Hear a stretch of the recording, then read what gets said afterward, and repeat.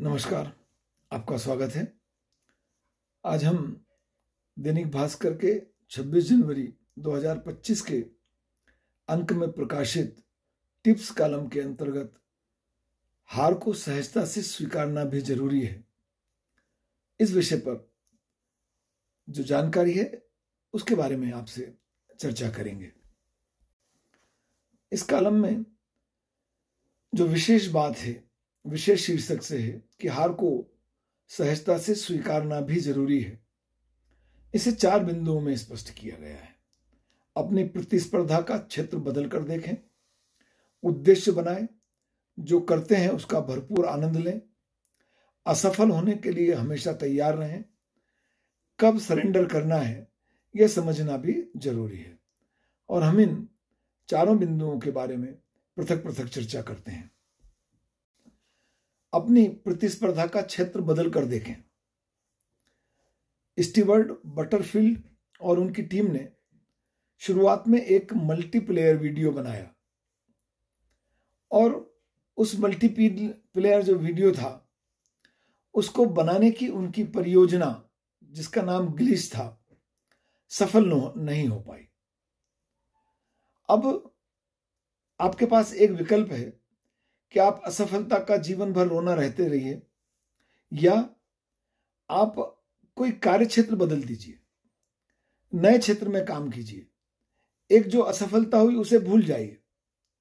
और Stewart Butterfield और उनकी टीम ने अपना दृष्टिकोण बदलते हुए आंतरिक संचार उपकरण बनाया और उस योजना में वह सफल हुए। और ये सीख इस बात से वो देते हैं आपको कि जीवन प्रतिस्पर्धा है और इस प्रतिस्पर्धा के प्रक्रिया में, इस प्रतिस्पर्धा के दौर में कई बार हमें हमारे द्वारा किए गए कार्य का पूर्ण प्रतिसाद नहीं मिलेगा। बाधाएं आएंगी, असफलता भी हो सकती है। और असफलता हो या बाधा हो, दोनों निराश नहीं करना चाहिए। और यदि ऐसा हुआ तो ठीक है, फिर नया काम करने का सोचे, नई योजना बनाएं और अपनी पुरानी योजनाओं की खामियों से सीखें।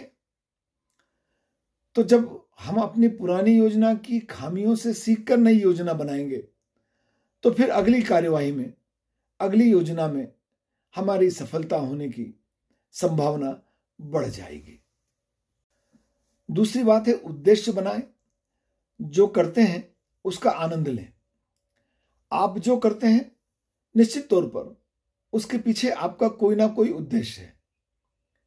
तो उस उद्देश्य के अनुसार जब आप काम कर रहे हैं और उद्देश्य भी आपका है, तो उस काम का भरपूर आनंद भी लेना चाहिए।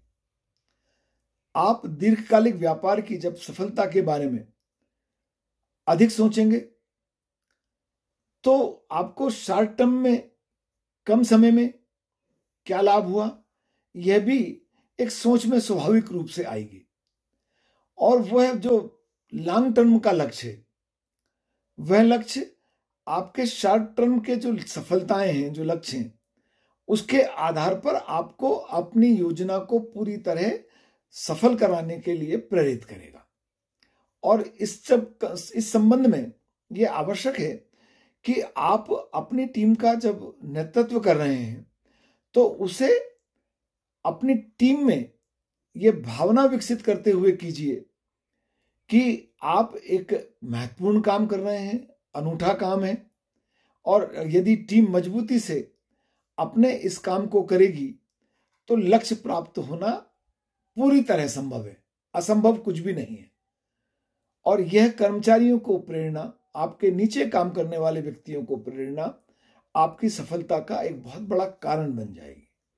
तो आप जो उद्देश्य बना रहे हैं, जो लक्ष्य निर्धारित कर रहे हैं, उसे पूरा करने के लिए प्रयास कीजिए। उस प्रयास की प्रक्रिया का भरपूर आनंद लीजिए और अपने साथ काम करने वाले लोगों को भी इस बात के लिए प्रेरित कीजिए।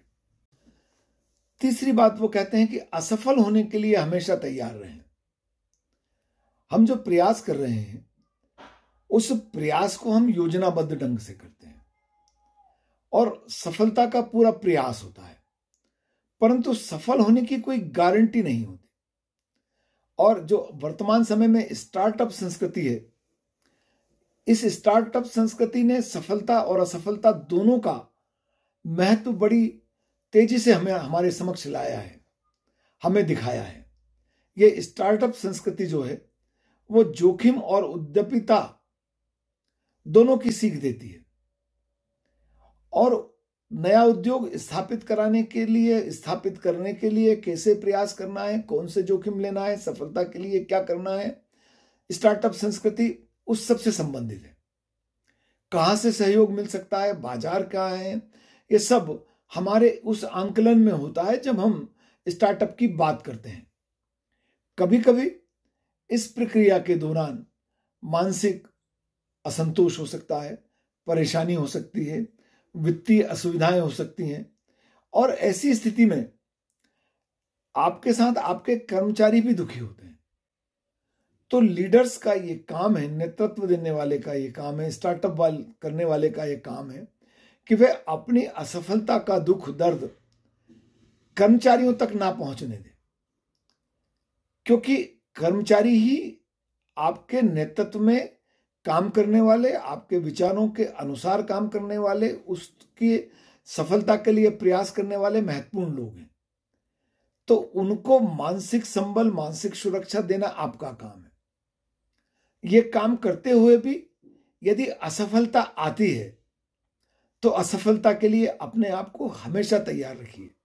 और जैसा कि इसके पहले वाले बिंदु में हमने आपसे कहा था कि असफलता बाधा हो सकती है थोड़ी देर के लिए, परंतु वह जीवन भर की रुकावट नहीं है। और यदि ऐसा हुआ भी है तो फिर नए लक्ष्य को निर्धारित कीजिए और नए लक्ष्य पर काम कीजिए, असफलता फिर मिल जाएगी। कब सरेंडर करना है यह समझना भी जरूरी है।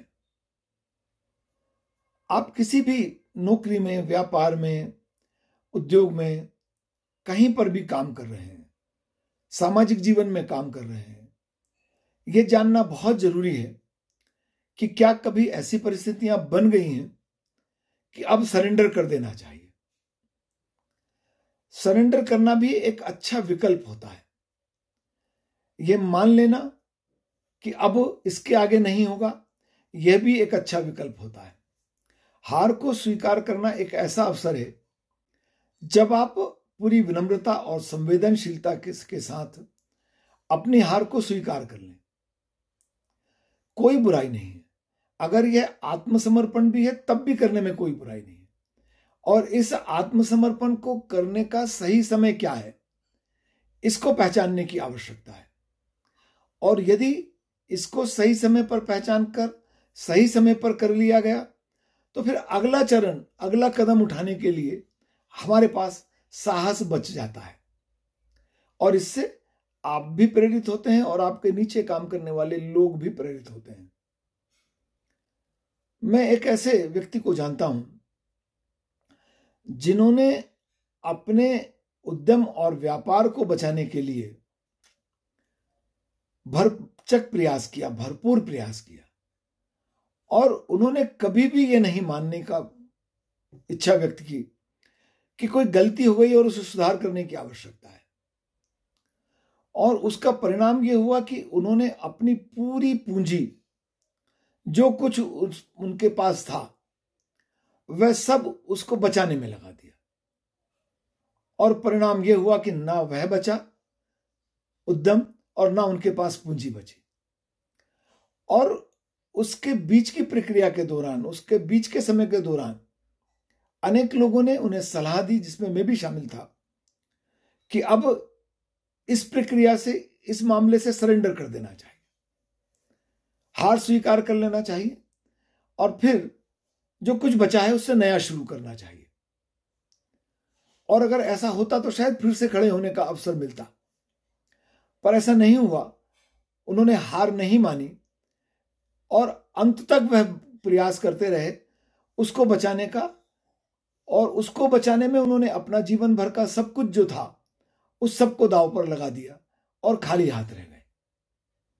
तो इस खाली हाथ रहने के बजाय यदि बीच के किसी स्थान पर भी, बीच के किसी समय पर यह मान लें कि यदि ये नहीं चल रहा है तो अब मुझे सरेंडर कर देना चाहिए, तो आपको अगला करने के लिए आपके पास साहस बचता है, धन बचता है, लोगों का सहयोग बचता है।